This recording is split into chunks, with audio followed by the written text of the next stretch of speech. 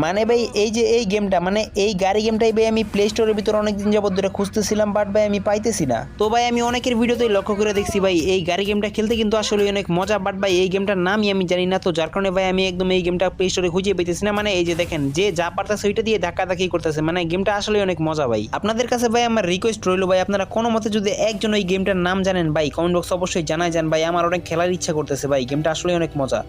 এই পুরা ম্যাচের ভিতরে ভাই আমি পুরা নিম্নে 9 থেকে 10টা কিল করছি, বাট ভাই পুরা ম্যাচে একদম ঠিক ছিল। পুরা ম্যাচের ভিতরে আমি ফ্রি ফায়ার গেমটা খেলছি, বাট গাড়ি না হঠাৎ করে দুর্নীতি করে ভাই আমার গাড়ি গেমের ভিতরে ঢুকাই দিছে।